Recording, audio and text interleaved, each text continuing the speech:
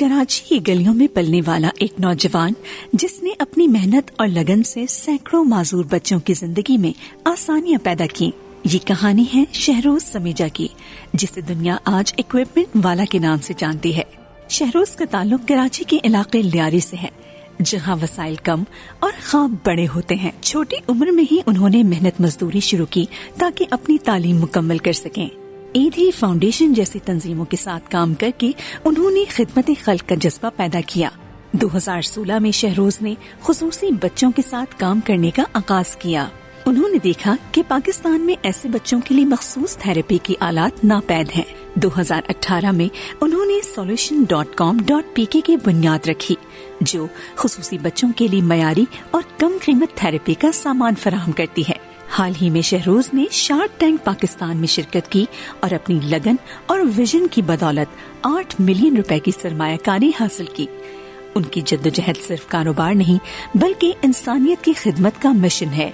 शहरोज समीजा की ये कहानी हमें सिखाती है कि अगर नीयत नेक हो और मेहनत सच्ची, तो कोई भी ख्वाब हकीकत बन सकता है। कराची की गलियों से लेकर पूरे पाकिस्तान तक इक्विपमेंट वाला की ये जद्दोजहद जारी है, ताकि हर खास बच्चा एक बेहतर मुस्तकबिल पा सके।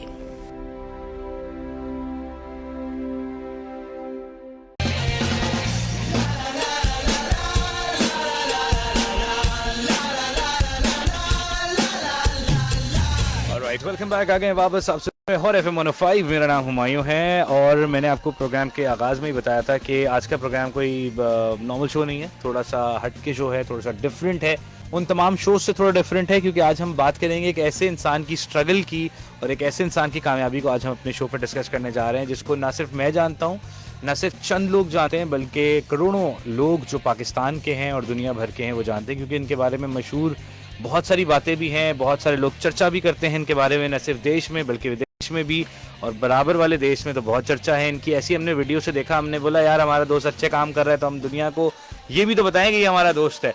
वो अलग बात है कि कितना अच्छा दोस्त है, कितने दोस्तों का दोस्त होता है, अब इसके बारे में हम कभी फिर बात करेंगे। लेकिन फिलहाल आपको हम ये बता दें, शहरोज समीजा हमारे आज के शो के गेस्ट हैं, जिन्होंने हाल ही में शार्क टैंक पाकिस्तान में आपको नजर आए थे। ये पाकिस्तान की हिस्ट्री का एक ऐसा शो है कि जिससे बहुत सारे लोग बन जाएंगे और बहुत सारे लोग आगे बहुत सारे लोगों के लिए बहुत अच्छा काम भी करेंगे। पाकिस्तान के डेवलपमेंट सेक्टर में और पाकिस्तान की एजुकेशन सेक्टर में बहुत काम होगा। इससे बिजनेस और एंटरप्रेन्योर्स जो हैं वो बहुत अच्छा तरीके से अपने बिजनेस को लॉन्च कर सकेंगे। विदाउट एनी फर्दर डिले, अस्सलाम वालेकुम and welcome to the show. वालेकुम सलाम and thank you so much. इतनी तारीफें आपने एक्सपेक्ट की थी? आप बिल्कुल भी नहीं की थी और आपकी तरफ से तो बिल्कुल भी नहीं थी, लेकिन आप हैं माशाल्लाह तारीफों के काबिल। ऑन एयर, ऑफ एयर तो हम आपको मोहब्बत से डील कर ही लेते हैं। So a very good friend of mine is with me right now, Shahroz. और शहरोज से मेरी उस वक्त बात होती थी जिस वक्त शहरोज एक ईदी के सेंटर में हेड ऑफिस में काम करते थे खारा दर में, और इनके बिल्किस आपा से बहुत अच्छे मरासिम भी रहे हैं और उनके साथ ईदी साहब के साथ ये बड़े हुए। इनका कुछ बैकग्राउंड हम जानेंगे, इनसे कुछ पूछेंगे इनसे कि भाई ज़िंदगी ने क्या क्या दौर दिखाए और अब माशाल्लाह you are living in Swat, ठंडे इलाके में रह के गुस्से वुस्सा कम हो गया होगा। पहले ये बहुत गुस्सीला इंसान था, हर वक्त उई करके उड़ कर आता था, लेकिन अब माशाल्लाह बड़े भी हो गए, मैच्योर भी हो गए, और जब आपके ऊपर जिम्मेदारियाँ आ जाती हैं तो फिर आप ऑटोमेटिकली आपका एटीट्यूड और चीज़ें चेंज होती हैं। सो शहरोज, कैसे ज़िंदगी का स्टार्ट हुआ, कुछ हमारे ऑडियंस को बताएं। यार ज़िंदगी का स्टार्ट उसी तरह हुआ जिस तरह सबका होता है, स्ट्रगल के साथ, मेहनत के साथ, मशक्क़त के साथ, बगैर विजन के और बगैर किसी स्कोप के, बगैर डेस्टिनेशन के मैंने बस ज़िंदगी का स्टार्ट ले लिया था। बट आपको पता है कि जब आप चलना शुरू करें तो फिर ही समझ में आता है कि आपने जाना कहाँ है। तो बस मेरे साथ भी कुछ ऐसे ही मामलात थे। कहानी मेरी लोग बहुत ज़्यादा सुन चुके हैं, तो इसीलिए मैं दोबारा ईदी वाला चैप्टर तो खैर मैंने बहुत ही सुनाया लोगों को। वही तो सारा तुम्हारा सेलिंग पॉइंट है पगले।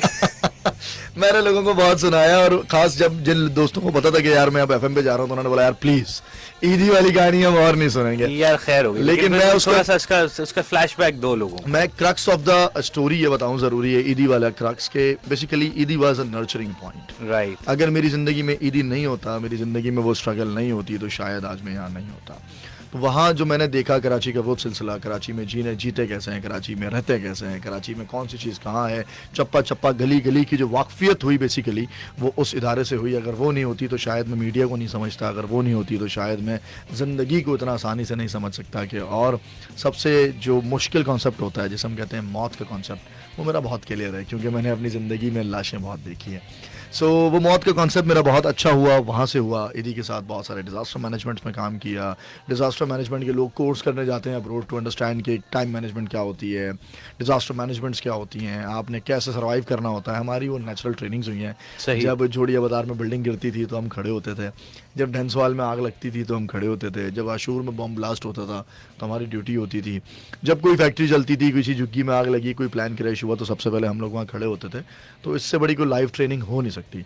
सो I give credit to my whole life journey. अगर तुम बोले ना यार मेरी ज़िंदगी का पूरा क्रेडिट अगर मैं दे दूँ तो वो मैं ईदी को दे सकता हूँ, क्योंकि उसकी वजह ये है कि यार उन्होंने मेरी बचपन में नर्चरिंग की और उस एज में नर्चरिंग की जिस एज में लड़के को कुछ नहीं पता होता। सो थैंक्स टू अल्लाह कि उसने ये मौका दिया। और उसके बाद ईदी साहब ज़बरदस्त।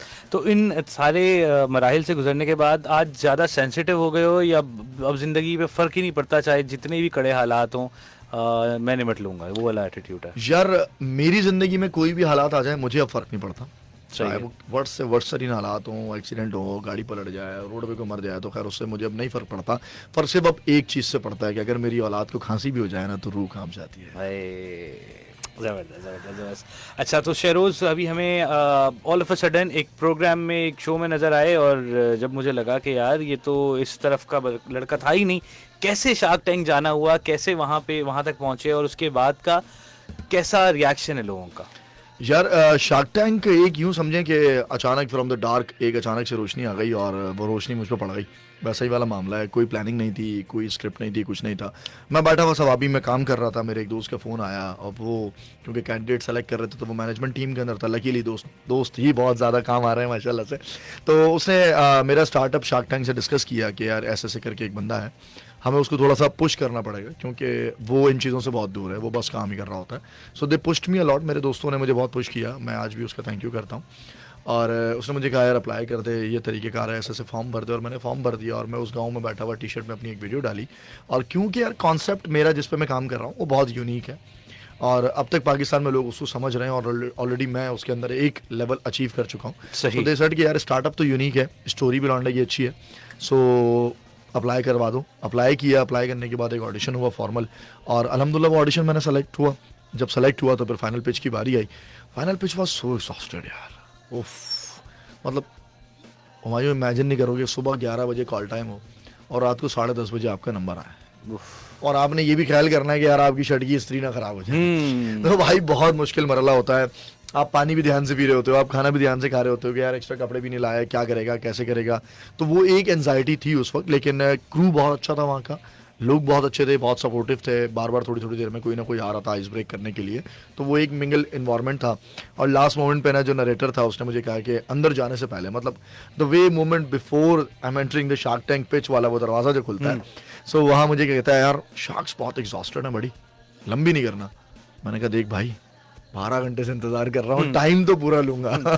सही। But that was so amazing कि मैं जब अंदर गया तो वो 22-23 कैमरास आपके मुंह पे लगे हुए हैं, 50-52 का क्रू आपके सामने मतलब खड़ा एक हुआ है। मुंह जो सेल्फी में बड़ी मुश्किल से एडजस्ट होता था उसमें सोचे इतने सारे कैमरे। हम इसको कंटिन्यू करते हैं लेकिन एक ब्रेक लेंगे और इस ब्रेक के बाद हम पूछेंगे कि स्टार्टअप है क्या, क्योंकि मुझे भी अभी तक कुछ इतना क्लियर नहीं हुआ कि, और मैंने जानना भी नहीं चाहा ऑफ द एयर, क्योंकि मैं भी जानना चाहता हूँ और ऑडियंस भी जानना चाहती है। Will take a break, 8:15 on the dial. Listening to Hot Drive. Alright, you are listening to Hot Drive। मेरा नाम हुमायूं है और आज हमें कंपनी देने के लिए शहरोज समेजा मौजूद हैं। और कमिंग बैक टू यू, क्या सेटअप है, क्या है, करते क्या हो लड़के, हमें तो समझ ही नहीं आता, पता नहीं क्या करते हो। यार मैं बड़ा अच्छा सा काम करता हूँ और मैं वाहिद वो काम कर रहा हूँ जिसमें अल्लाह ताला रिस्क तो दे ही रहा है बहुत अच्छा, लेकिन उसके साथ अजर बहुत है, क्योंकि मैं उस पॉपुलेशन के लिए काम कर रहा हूँ जिस पॉपुलेशन को लोग कहती है कि यार ये तो ऑटिस्टिक है, ये तो डाउन सिंड्रोम है, ये तो जिस्मानी तौर पे माजूर है, डिफरेंटली एबल्ड है, बड़े अजीब नामों से गुजारती हैं। और कुछ एक जो बिल्कुल बैकवर्ड सोसाइटी है वहाँ तो कहते हैं कि इसको जन्नत हो गए भाई, इसको तो घर से नहीं निकालो, उसको तो बांध के रख दो। तो मैं उस पॉपुलेशन के साथ काम कर रहा हूँ। सही। और बेसिकली हम बनाते हैं जो स्पेशल बच्चे होते हैं हमारे, जैसे ऑटिस्टिक हैं, डाउन सिंड्रोम है, इंटेलेक्चुअल डेवलपमेंट डिसऑर्डर्स के बच्चे हैं, जो बेसिकली मेंटली चैलेंज हैं, क्रॉनिकल बड़े हो जाते हैं लेकिन मेंटल एज उनकी रुक जाती है, तो उनके साथ कुछ डिफरेंट किस्म की थेरेपीज़ होती हैं। तो उन थेरेपीज़ करने के लिए कुछ डिफरेंट किस्म के इक्विपमेंट्स होते हैं, डिफरेंट किस्म के इन्वायरमेंट्स होते हैं। तो मैं वो इन्वायरमेंट भी डिज़ाइन करता हूँ और वो इक्विपमेंट भी मैन्युफैक्चर करता हूँ, और एक कॉन्सेप्ट से लेकर एग्जीक्यूशन तक सर्विसेज देते हैं, जो कि कम्प्लीटली रिहेबिलिटेशन सेंटर्स होते हैं आपके, थेरेपी क्लिनिक्स हैं, इंक्लूसिव स्कूल्स हैं। तो अब हम ना उसका कॉन्सेप्ट लिख भी रहे हैं, कर भी रहे हैं, डिज़ाइन सोच भी रहे हैं, बना भी रहे हैं, और एग्जीक्यूट तो कर ही रहे हैं। सो अगर आप एक बात सुने कि अल्हम्दुलिल्लाह within 4 or 5 years I am done with more than 100 projects in all over Pakistan. Very nice. So उसके अंदर छोटे बड़े institute, privately, NGO, governmental, army, airforce, इन सब के प्रोजेक्ट शामिल हैं। सो अगर आप यूं कह दें कि इस वक्त स्पेशल नीड्स के अंदर हम द ओनली वन जो ये काम कर रहा है, तो ये बात in whole Pakistan. In whole Pakistan. Right. Exclusive इंसान हमारे साथ आज के हमारे शो पे मौजूद है। कैसे इस की बुनियाद पड़ी, कैसे इसका आगाज हुआ, कुछ हमारे सुनने वालों को बताएं कि ये कॉन्सेप्ट आया कैसे, हाउ? देखिए, ये कॉन्सेप्ट ऐसे आया कि 2016 में जब मैं नौकरी की तलाश में था बहुत ज़्यादा, और उस वक्त भूख भी थी और धूप भी लगती थी, तो मैं नौकरी की तलाश में था। तो एक स्पेशल स्कूल में मुझे जॉब मिली, और उस वक्त 35,000 रुपये सैलरी पे मैं रिसेप्शनिस्ट लगा इन 2016। और उस वक्त वहाँ पर उनके साथ मैंने अपनी मिसेस को भी जॉब दी, और हम दोनों ने मिलके स्पेशल स्कूल के अंदर हमारा एक सफर लेकिन उस शुरू वक्त हुआ। तक वो मिसेस हुई नहीं थी? नहीं, मिसेस हो चुकी थी। शादी हो गई थी। शादी के बाद कुछ बैड सीन्स हुए थे, जो हर दफ़ा होते ही हैं, क्योंकि आपने लव मैरिज की है और आप लियारी से हो और मामला थे। और हमारी शादी एक NGO में हुई थी, तो शादी होने के बाद कुछ मामला ख़राब हुए थे। ओके। तो मामला ख़राब हुए, उस ख़राब होने की वजह से उस NGO में भी हम दोबारा काम नहीं कर सके। फिर बाबा ने भी कहा, घर के अंदर भी सिंक्रोनाइजेशन नहीं हुई। जो उस वक्त दोस्त थे 15-20, उन्होंने भी साथ छोड़ दिया था। तो बहुत बुरे हालात देखे थे मैंने उस वक्त। फिर लकीली एक जॉब मिली, तो हमने कहा हम दोनों मिलकर करेंगे तो ही घर चलेगा, अदरवाइज तो घर नहीं चल सकेगा। तो 35 मेरे, 35 उसके 70,000 रुपये के अंदर हमने अपनी ज़िंदगी दोबारा शुरू की। लेकिन वहाँ पर ना एक किक थी। मैंने कहा यार काम कुछ नया है, भले देखें आप जितनी भी गुर्बत में थे, जो भी था, लेकिन एक किक मेरे साथ हमेशा रही है। वो ये था कि यार कुछ नया करना है, कुछ सीखना है। तो उसको सीखते सीखते समझ में आया कि यार ये वो फील्ड है जो अभी तक एक्सप्लोर नहीं हुई। सही। मार्केट एग्जिस्ट नहीं करती। सही। मतलब लिटरली मार्केट एग्जिस्ट नहीं करती ना, कि क्या प्रोडक्ट होगा, कौन बनाएगा, किधर से बनाएगा, क्या यूज होगा, किसी को कुछ नहीं पता था इस बारे में। So what I did is कि मैंने उस स्पेशल स्कूल के अंदर चीज़ों को लर्न किया, सीखा, समझा, और उस स्कूल के लिए कुछ प्रोडक्ट्स बनाना शुरू किए। और उनको बनाते बनाते साइड पे एक एक प्रोडक्ट एक्स्ट्रा मैं बनाता रहा अपने लिए, कि यार चलो और कुछ नहीं, एक्स्ट्रा इनकम ही आएगी, किसी और को भी तो ज़रूरत होगी, ये एक स्कूल तो नहीं है, ऐसा पता नहीं कितने स्कूल हैं, तो कोई ना कोई तो ले ही लेगा। उस वक्त कोई विजन नहीं था, कोई बड़ी थॉट नहीं थी, बस ये था कि यार पैसे किस तरह एक्स्ट्रा कमाना है। लेकिन वहाँ पर ना thanks to doctor Ghaffar Billu, वो वहाँ के चेयरपर्सन थे, तो उनकी एक बात मुझे बार बार क्लिक करती थी कि 2024-25 के अंदर ऐसा बूम आएगा कि स्पेशल बच्चों का ग्राफ इतना ज़्यादा हो जाएगा। करंटली द ग्राफ 1:68 है, ठीक है, तो ये और तेज़ी से बढ़ रहा है, 40 तक पहुंच गया। पंजाब के लास्ट सर्वे के अंदर 48:1 बच्चा था, तो ये ग्राफ और तेज़ी से बढ़ रहा है, और एक्सपेक्टेड ये है कि 2027-28 तक ये 20:1 पे रेशो आ जाएगा। तो अब अंदाजा लगा लें हमारी पॉपुलेशन कहाँ जा रही है, तो इन बच्चों को मैनेज कैसे किया जाएगा, चीज़ें क्या कह जाएंगी। तो उस वक्त की वो भविष्यवाणी जो अब मुझे समझ में आ रही है कि यार वो सही कहते थे कि इतना वॉल्यूम आएगा, तो इनको इक्विपमेंट कहाँ से मिलेगा, इनको वेंडरशिप कहाँ से मिलेगी, इनके इंस्टीट्यूट डिज़ाइन कौन करेगा। तो मैंने ऐसा मुझे ऐसा लगा कि यार I am feeling responsible for this. Okay. और मैंने वो बेड़ा उठाने की कोशिश की, और फिर छोटी छोटी चीज़ें बनाना शुरू की, जो बिल्कुल क्रैच से शुरू करते हैं, बाइक पे बैग बांध के। मैंने बुल्डन मार्केट एक्सप्लोर किया, मैंने डेंसोवाल एक्सप्लोर किया, मैंने शेरशाह किया, वहाँ से टूल्स खरीदे।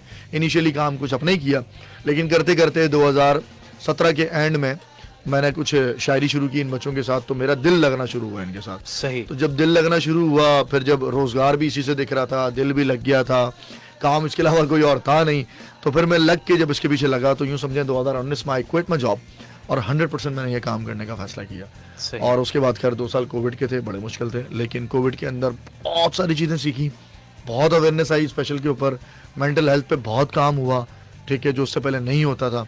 और यूँ समझेंगे जैसे ही कोविड ख़त्म हुआ, मेरे पीछे कतार लगी हुई थी, हमारा इंस्टीट्यूट बना, हमारा इंस्टीट्यूट बना, हमारा इंस्टीट्यूट बना, हमारा इंस्टीट्यूट बना, और बस मैं बनाता चला गया, और मेरा ग्राफ 100+ कब हुआ मुझे नहीं मालूम। ग्रेट। सो पाकिस्तान के शहर, अगर कराची की बात करें, जिस वक्त हम इस वक्त बैठे हुए हैं, सो कराची में कितने इंस्टीट्यूट्स हैं, कितने ऐसे स्कूल्स हैं जो आपके हाथों से चीज़ें बनी हुई हैं? यार कराची में इस वक्त आप यूँ समझें कि अगर लिस्टेड की बात करें तो मेरे ख्याल से 50+ ऐसे इदारे हैं जो काम कर रहे हैं। तो 50+ में से जानते तो मुझे वो सारे के सारे ही हैं, लेकिन अगर बनाने की बात करें तो 30+ मैंने काम किया हुआ उनके साथ। जबरदस्त। तो कुछ 3-4 नाम अगर हमारे ऑडियंस को पता चल जाए तो। देखिए, आपके जो मशहूर नाम है इस वक्त जो कराची में काम कर रहे हैं, सबसे पहले तो गवर्नमेंट का इदारा है सी आर्ट्स के नाम से, उसके अंदर जो इक्विपमेंट लगा हुआ वो सारा हमारा है। इसके अलावा IHRI institute of holistic rehabilitation centre, उनकी 4 ब्रांचेज हैं, चारों इमारत से बनी हुई हैं। इसके अलावा PDF है, पाकिस्तान डाउन सिंड्रोम एसोसिएशन है, KDSP है, इसके अलावा ऑरा है, अल उम्मीद रिहेबिलिटेशन है, ठीक है जी, और हेल्पिंग हैंड है HHIRC के नाम से। तो ऐसे बहुत सारी लिस्टेड NGOs हैं जिनके साथ हमने काम किया और बिल्कुल ज़ीरो से लेकर एंड रिजल्ट तक हमने उनके साथ काम किया। सोचने वाली बात यह है कि हम जैसे लोग जो अपनी ज़िंदगी को बहुत सहल समझते हैं, बहुत आसानी से गुजारना चाहते हैं और गुजार भी रहे हैं, लेकिन हमें ये नहीं मालूम होता कि कितने स्कूल्स, कितने लोग, कितने घराने इन सारी प्रॉब्लम्स को झेलते हुए गुजर रहे हैं कि अपने बच्चे को क्वालिटी लाइफ दे दें। एक ऐसे बच्चे को जो चैलेंजिंग लाइफ गुजार रहा है, उसकी ज़िंदगी में कैसे बेहतरी ले आएँ। हमारे साथ शहरोज़ मौजूद हैं। आप सुन रहे हैं हॉट FM 105 से हॉट ड्राइव, मेरे यानी हुमायूं के साथ, और हम आपके साथ रात के 9 बजे तक हैं। चूँकि मुझे शहरोज़ को चाय भी पिलानी है और थोड़ी सी गपशप और भी करेंगे, तो हम वापस लौट कर आएंगे कुछ ही देर में। आप हमारे साथ रहिए, क्योंकि ये हमारे साथ हैं, हम आपके साथ हैं, तो एक गाना छोटा सा बनता है और इस गाने के बाद जब हम वापस आएंगे तो फिर हम मजीद बातों को यहीं से शुरू करेंगे। ओके, वेलकम बैक, आ गए वापस। आप सुन रहे हैं हॉट FM 105। आप हमें दुनिया भर में सुन सकते हैं ऑन www.hotfm.com.pk, हमारी वेबसाइट, और फिर हमारे फेसबुक पेज पे हम इस वक्त लाइव भी हैं। शहरों से जो हमारे साथ हैं और शहरों से हम गुफ्तगू कर रहे हैं उनकी ज़िंदगी के कुछ अहवाल और ज़िंदगी में पेश आने वाली वो तमाम रुकावटें जिनको तोड़ते हुए वो आज इस मकाम पे हैं कि माशाल्लाह उन्हें दुनिया ने देखा, और कुछ ऐसे स्पेशल बच्चों की दुआएं भी हैं, उनके माँ बाप की दुआएं भी हैं जो आज ये यहाँ तक पहुँचे हैं। शरोज़, कुछ अपनी वेंचर्स के हवाले से और चीज़ों के हवाले से हमारे ऑडियंस को बताएं कि क्या क्या चैलेंजेस, क्या क्या चीज़ें ज़िंदगी में आपने फेस की ऐसी कि जो आपको लगता है उन्होंने और स्ट्रॉन्ग बनाया आपको ड्यूरिंग दिस 2021 और 2020 से लेके ऑनवर्ड्स। अच्छा, देखिए, 2 चीज़ें आपको ना बहुत स्ट्रांग करती हैं। एक, जब आप फाइनेंशियली सर्वाइवल पे हो, वो जो मैनेजमेंट होती है ना, वो मैनेजमेंट कभी कभार आपसे ना सही गलत की तमीज़ भी छीन लेती है। सही। तो उस वक्त अगर आप सही रह जाएं और उस वक्त अगर आप चीज़ों को मैनेज कर लेना तो चीज़ें बहुत आसान हो जाती हैं आपके लिए। वंस फाइनेंशियल मैनेजमेंट बहुत ज़रूरी है, कब क्या करना है, कब कहाँ खर्च करना है और कब नहीं। I am still learning. अभी आज भी कुछ चीज़ें गलत हो जाती हैं क्योंकि करना कुछ होता है, कर कुछ और जाता है इंसान, और जब 10-12 चीज़ें एक साथ चल रही हों तो चीज़ें फिर थोड़ी सी डिफ़िकल्ट हो जाती हैं। बट सबसे पहले तो यार आपको ना आपकी भूख बहुत कुछ सिखाती है। सही। जब आपकी भूख हो, आपका पेट खाली हो ना, तो बड़े बड़े लोग जो है ना वो पटरी से उतर जाते हैं, जो दावे भी करते हैं लेकिन पटरी से उतर जाते हैं। तो भूख में पटरी पर रहना बहुत बड़ा कमाल है। और मेरे अल्लाह ताला का ये करम है कि उसने हमेशा पटरी पर रखा और अपने कॉज से कभी डिस्ट्रैक्ट नहीं होने दिया। वरना अगर सिर्फ पैसा कमाने की बात है तो भाई कराची जैसे शहर के अंदर पैसा कमाना कोई इतना मुश्किल काम नहीं है। ये बात मुझे 2007 में किसी ने बताई थी, एंड ट्रस्ट मी, ये बात बिल्कुल सही है। कराची में पैसा कमाना मुश्किल नहीं है, आपके पास 100 और तरीकेकार हैं। लेकिन एक चीज, पैशन को पैसा बनाना, ठीक है, और पैशन को प्रोफेशन बनाना, ये एक थोड़ा सा गेम था। और मुझे 2-3 इंटरव्यू में लोगों ने सवाल किया, बोला तुमने ये कैसे किया कि तुम बिजनेस भी कर रहे हो और तुम give back to the community के कॉन्सेप्ट को भी देख रहे हो, कि तुम कम्युनिटी के लिए भी काम कर रहे हो और तुम अपना रिस्क भी इसी से चला रहे हो, इसको कैसे बैलेंस कर रहे हो। मैंने कहा यही तो हुनर है कि मैं इसको बैलेंस कर रहा हूँ, वरना या तो आप सिर्फ चैरिटी करो और चैरिटी के नाम पे क्या होता है सबको पता है, ठीक है, और या आप सिर्फ बिजनेस करो और उसमें से इंसानियत निकाल दो। तो इंसानियत में रहते हुए बिजनेस करने का जो कमाल है भाई, इस मिक्सचर ने बड़े पापड़ बेल रहा है। सही। मतलब लिटरली ऐसा वक्त भी देखा मैंने कि हमें नहीं समझ में आ रहा होता था कि यार ये प्रोजेक्ट कैसे होगा, क्या होगा। फिर लेकिन उस्तादों की कॉल है, जब बहुत परेशान हो जाए, जब कहीं रास्ता ना दिखे, तो फिर आसमान की तरफ देखो, 2 रकअत नफिल पढ़ो, फिर देखो तुम्हारे साथ क्या होता है। सही। तो बस वो फिर सिलसिला जारी रखा हमने, और रात में बैठते थे उसकी बारगाह में और उससे पूछते थे कि अब जब तूने ये कॉज दे ही दिया है जिसके अंदर कोई मेंटोरशिप नहीं मिल सकती, जिसको मुझसे पहले कभी किसी ने किया नहीं है, और मैं क्या करूँगा, किसी से मैं पूछ ही नहीं सकता हूँ, तो मुझे बताएगा कौन कि करना क्या है। तो कोई ऐसा तसलसल जोड़ दे कि ये चीज़ें समझ में आना शुरू हो जाएं। और अल्हम्दुलिल्लाह सुम्मा अल्हम्दुलिल्लाह, I am blessed on this thing कि उसने एक ऐसा तसलसल जोड़ दिया कि जहाँ हम परेशान होते थे वहाँ कुछ ना कुछ आ जाता था सामने। और चीज़ें आज भी ऐसी हैं, आज भी बिल्कुल 0/0 पे भी खड़े हो जाते हैं तो समझ में आ जाता है करना क्या है। सो वो जो ऑन स्पॉट पे जो चीज़ें फ़ौरन से क्लिक हो जाती है ना, दैट्स मैजिक। और वो मिलता है आपकी विलिंगनेस से। If you are not willing तो कुछ भी नहीं हो सकता। जैसे आज मैं 2-3 कॉर्पोरेट्स मीटिंग थी मेरी, तो वो लोग बड़ा इंप्रेस हुए कि यार क्या ज़िंदगी जी रहे हो, फैसिनेट करती है तुम्हारी ज़िंदगी, तुम ट्रैवल कर रहे हो, सारा दिन गाड़ी में हो, यहाँ से गिलगित भी जा रहे हो, यहाँ से सवात भी जा रहे हो। तो मैंने कहा यार हर लग्जरी के पीछे पेन है। एग्जैक्टली वो पेन मैंने बहुत लिया है। आपको आज भी ये फैसिनेट करता है, लेकिन अंदाज़ा आपको नहीं है कि 21 घंटे कंटिन्यू गाड़ी चलाना किसको कहते हैं, और बिल्कुल वो भी ऐसा ही। पाकिस्तान के अंदर। तो मैंने कहा दिखता बहुत अच्छा है, लेकिन अल्हम्दुलिल्लाह आई एम एंजॉइंग दिस। मुझे मज़ा आ रहा है इस काम को करने में, तभी तो मैं कर रहा हूँ। सही। लेकिन अगर मुझे ये पेनफुल लगता तो शायद मैं ना करता। तो उन कॉर्पोरेट के लोगों से बस एक ही बात हो रही थी, मुद्दा सिर्फ यही था, क्रक्स ऑफ द मैटर यही था कि यार अपनी गुलामी की जंजीरें तोड़ो, अपने बबल से बाहर निकलो, अपने कंफर्ट जोन से बाहर निकलो, सही। थोड़ा सा रिस्क लो, और जब रिस्क का वादा मेरे अल्लाह ने कर दिया है कि वो देगा तुम्हें, तुम कहीं भी हो, तो फिर इतना तो ईमान हम सबका होना चाहिए कि यार रिस्क कहीं नहीं जाता। वो बिल्कुल। उसने वादा किया है कि वो देगा, वो भूखा सुलाएगा नहीं। तो फिर आप बिल्कुल। चट्टानों पे बैठ जाएं या आप जंगलात में चले जाएं, आपके हिस्से का रिस्क आपके पास पहुंचेगा। तो बस लोगों में थोड़ा सा ईमान की कमी है। तो मैं सबको यही कहता हूँ कि भाई ईमान मजबूत करें, ठीक है, और रखें उस पर आस, और निकल जाएं घर से बाहर, फिर देखें क्या होता है इंशाल्लाह। सही। सो ये फैसला कब हुआ शेरोज के आपने कराची से मूव होना है और किसी और शहर में जाके पड़ाव डालना है और वहाँ काम करना है? कोई खास रीज़न है उसका? यार रीज़न सिर्फ एक ही है, और अपने बच्चों को कुछ एक्सप्लोर करा। जो बचपन मुझे नहीं मिल सका वो मैं कोशिश कर रहा हूँ कि मैं उनको दूँ। क्योंकि देखें अल्टीमेट आपको खुदा की याद तब आती है जब आप नेचर के करीब होता है। सही। आप इस मसरूफ शहर के अंदर रहते हैं तो शायद आप सब चीज़ें भूल जाते हैं, और आप ये भी भूल जाते हैं कि आपने मरना भी है। लेकिन जब आप पहाड़ों पे, पर्वतों पे जाते हैं, खुले आसमान में जाते हैं, तो आपको समझ में आता है कि यार नेचर भी कोई चीज़ है। ये जो पहाड़ 365 दिनों में हर दिन अपना रूप बदलता है, तो इसको चलाने वाली कोई हस्ती भी है। ये जो पानी निकल रहा है इसके अंदर से, इसको बहलाने वाले भी है, एक हस्ती भी है। तो आप समझे कि नेचर से करीब रहना बहुत ज़रूरी है। उसमें आपको पता चलता है कि आपकी ज़िंदगी की हकीकत क्या है। तो मैंने जब इतना ट्रैवल किया ना, कि मैं गिलगित जा रहा हूँ 1 महीना रह रहा हूँ, मैं स्कर्दू जा रहा हूँ, मैं वहाँ 1-1.5 महीना रह रहा हूँ, फिर मैंने पहाड़ों पे बहुत टाइम गुजारा, इस्लामाबाद में बड़ा काम किया। फिर जब मुझे लकीली मैंने सवात में जब काम मिला मुझे, तो मैंने उस शहर को बड़ा एक्सप्लोर किया। और जब मैंने एक्सप्लोर किया ना, तो मुझे एक चीज़ समझ में आई यार कि बड़ा दीनदार शहर है। मगरिब के बाद सब सो जाते हैं, ओके। ठीक है, फजर के बाद सब उठ जाते हैं, और बेहतरीन तरीके से ज़िंदगी चल रही है उनकी। सही। कोई ज़्यादा टेंशन नहीं ले रहा, कोई स्ट्रेस नहीं ले रहा, और लोगों के पास टाइम है यार आपके लिए। सबसे बड़ा जो फन है ना, आपके पास टाइम है अपनी फैमिली के लिए, आपके पास टाइम है। तो मैंने कहा यार वो जो क्रीम मोमेंट है, जो मेरी बेटी इस वक्त बड़ी हो रही है 3 साल की, उसके सारे क्यूट मोमेंट्स तो मेरी बेगम एंजॉय कर रही है। सही। मेरे हिस्से में तो कुछ आ ही नहीं रहा। सही। तो मैं उनको टाइम कब दूंगा? इस शहर की जिंदगी में आप टाइम नहीं दे सकते अपने बच्चों को, बिल्कुल क्योंकि ऐसा ही। आप खुद मसरूफ हैं। बिल्कुल। आप घर पहुंचते पहुंचते 2 बज जाते हैं, बच्चे सोए हुए होते हैं। आप सुबह जल्दी निकल जाते हैं, बच्चे फिर सोए हुए होते हैं। तो मुझे बताएं, वो जो एक प्रोडक्ट है, एक जो इंसान आपने बनाया है, सर उसको टाइम कब देंगे? So I am doing it willingly for my kids, कि उनको नेचर के करीब रखना है। और एक चीज़ मेरी थॉट प्रोसेस है, हो सकता है लोग इससे इख्तलाफ करें, कि जब आप थोड़ा सा इस शोर से, शराबे से और इस क्राउड से हटते हैं ना, तो आप अपने आप को पहचान सकते हैं कि आपके अंदर क्या सलाहियत है। सही। जब तक आप शहर में होते हैं ना, और आजकल की जो जनरेशन है, जो जनरेशन जेनजी है, जो अल्फा है, तो उनके पास तो वैसे ही करने के लिए बहुत कुछ है ना। तो उस बबल में से अगर आप निकलोगे तो आपको समझ में आएगा कि मेरे अंदर सलाहियत क्या है, सिवाय आईफोन को चलाने के।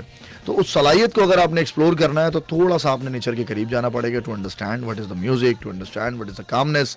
खामोशी किसको कहते हैं, सुकून किसको कहते हैं, और अगर आप कहें कि ये पानी के बहाव किसको कहते हैं, अगर आपने ये चीज़ें समझनी है दोस्तों, थोड़ा सा एक्सप्लोर करना बहुत ज़रूरी है।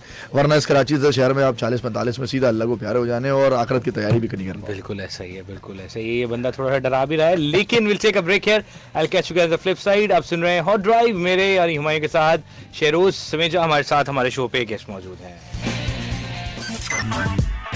Right, a very good evening and welcome back to the show. आप सुन रहे हैं हॉट ड्राइव। शेरोज आजकल बहुत सारे लोगों के दिलों की धड़कन बने हुए हैं, क्योंकि उनको लगता है कि ये इंसान पाकिस्तान का एक ऐसा इंसान है जो आने वाली नस्लों को बहुत कुछ दे सकता है।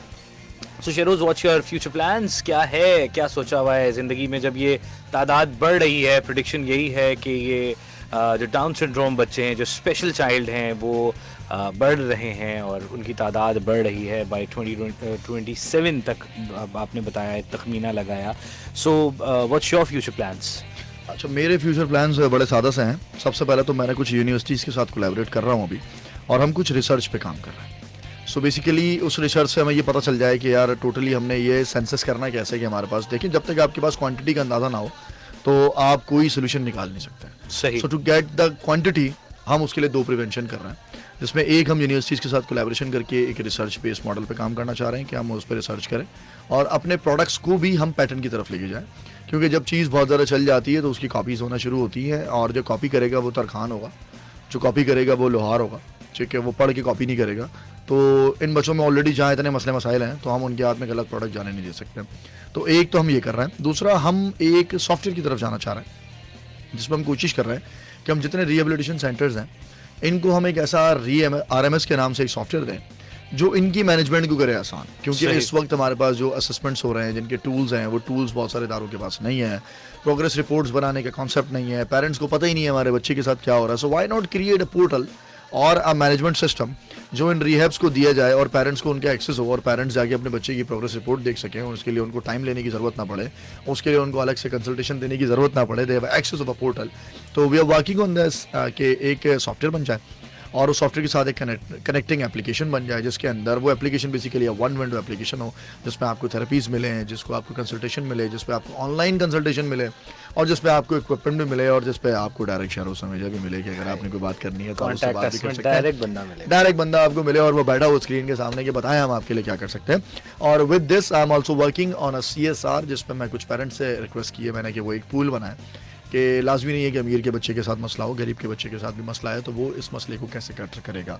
To sponsor a child, to donate a swing, to donate an equipment, हम उसके ऊपर भी काम करने की कोशिश कर रहे हैं। इंसान कोशिश ही कर सकता है। सो स्लोली ग्रेजुअली कछुए की चाल से जहाँ तक ले जा सकते हैं ले जाएंगे इसको।